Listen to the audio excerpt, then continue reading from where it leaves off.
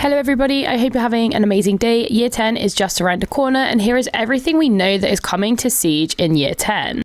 We know with 100% certainty that we will only get 2 new operators next year and 2 remastered operators.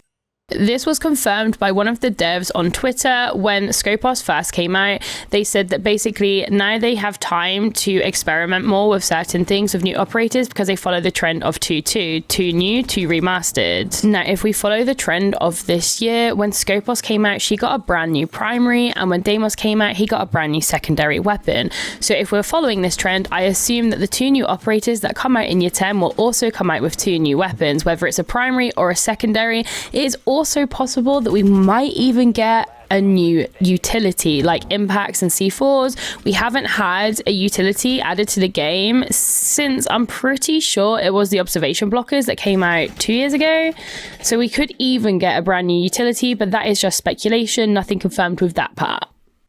Native M&K on console also looks to be confirmed by Year 10. Now, when Year 9 Season 4 was released, they did say now that you can play mouse and keyboard on console, and I'll play that clip on the screen in just a second, but they literally announced it being here, but it's not here. Unless you have a Zim. If you have a Zim, you can play native M&K on console in PC lobbies, and they said that it was here for everybody, but it's clearly not. So either it's been delayed or they accidentally announced it too early, but it looks like it's definitely coming. Now that keyboard and mouse is allowed to play on console with PC players, I thought this would come with the mid-season update, but it did not, so I think it's safe to assume that this will come out in Year 10.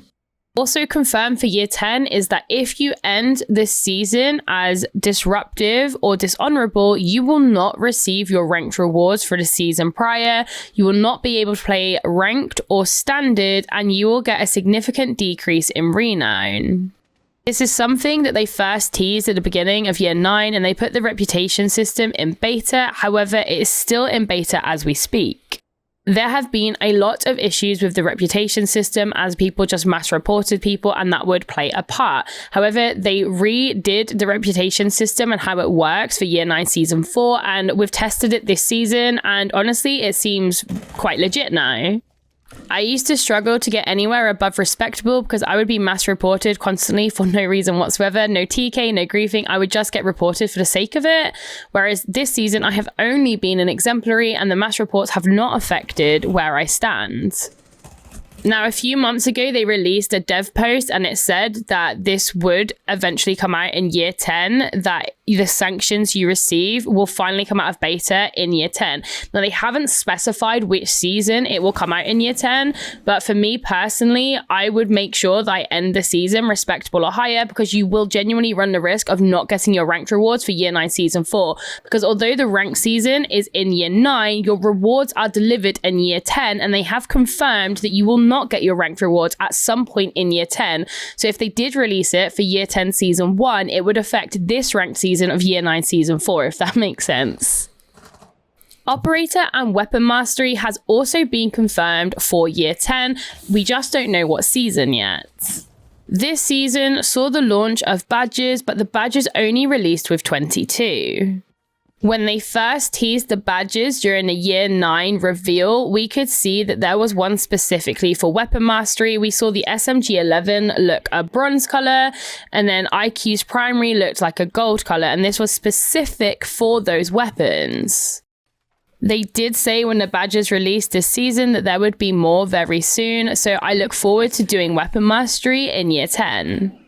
Some of the badges look so nice in the certain tiers. The diamond one just slays on every single one. So I genuinely want to grind the badges to have the diamond ones just because they look so nice and you just don't see anybody with them, because some of them are actually quite hard to get. Calypso Casino from Rainbow Six Vegas 2 is coming to a map in Rainbow Six Siege, and although this hasn't explicitly been announced by devs, they have heavily suggested it with an Easter egg in the game, so let me explain. Easter eggs will often be a teaser for future content in Siege, and it has been this way since Siege existed. Before Flores came out, there was a Siege crossover with Ghost Recon. In one of the promo arts of Finker, Ash, and some of the Ghost Recon people taking a picture together, Finker actually had Flores' calling card in her chest pocket, and this was well before Flores was ever announced. We knew the recruits were being reworked a year before they ever got reworked because of an Easter egg in the game. When Lair came out, there were some masks on the wall that all had flashing red eyes. These flashing red eyes was Morse code, which then had a cipher. I spent like 26 hours solving this Easter egg, and once I fully solved it, it said it all starts with recruits, and this was a hint towards the recruits being reworked, and then they got reworked like a year or 6 months later. Again, on Lair, there was just a random book in labs, and most people would overlook this, but I'm a massive Easter egg and lore nerd, so I looked into it more. The book itself had a title, and I knew that this was a new asset we hadn't seen before, so it must be an Easter egg. So when I looked at this book and I looked at the title, it was of a thesis, and then when I searched about the thesis, it was by somebody called Gerald Morris, and I knew that Gerald Morris was a previous character from a previous game. So then I made the assumption that Deimos would be Gerald Morris, because why would he have his thesis? And it turns out, lo and behold, that was true. So Easter eggs often are hints for the future. So if we rewind to year 7, when Consulate was reworked, there were some poker chips in the middle of a hallway. I'm sure most people would have seen them. They were there out in the open for a long time. And I made a video to say Calypso Casino, I think, will come as a map at some point in the future because of the Easter egg and all of the Easter eggs with the masks and the Gerald Morris Easter egg. I was like, this has to be another Easter egg hint to the future. Now, these poker chips were significant because they weren't just any random poker chips. They were specifically the poker chips from Rainbow Six Vegas 2 in Calypso Casino that you also got with the collector's edition of the game. After I made that video, the poker chips disappeared and they were replaced with a backpack with a Tachanka chippy in it. Then about 4 months later, I was playing on Emerald Plains and I threw a ram boogie drone in one of the windows where the bear rug is, and it destroyed the bear rug, and there were the poker chips. I had no idea they were going to be there. I literally threw my ranked game over it by accident because I was so confused as to why they were suddenly there. So this was an evolving Easter egg, so I then posted about them being there and they got replaced with a pair of shoes. Now, I said in my Calypso Casino video that if it does not come as a map in year 10, I would lick my shoe. The devs then replaced them with some shoes and they moved them again to another map. I now actively try to find these poker chips every time there is an update. So I found them on Canal. On Canal, they got replaced with an ashtray and a cocktail.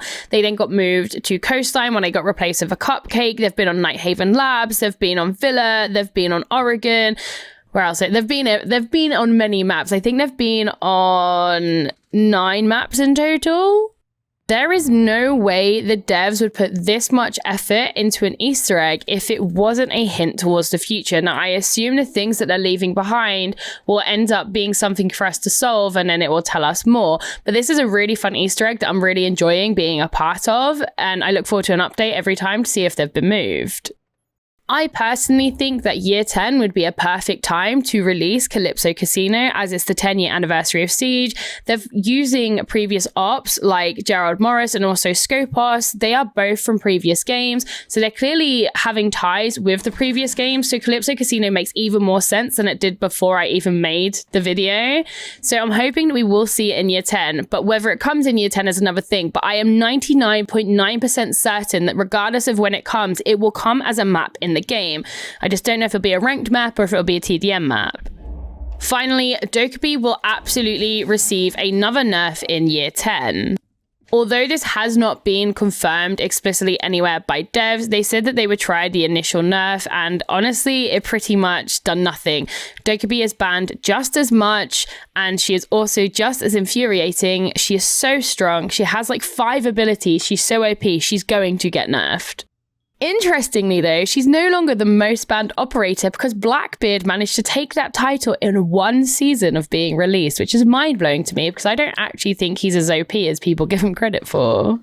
But with the current nerf not really having an impact for Dokkaebi, she will absolutely receive a further nerf. What that will be, I have no idea, but I can say with certainty that she will not be how she is now in a year's time.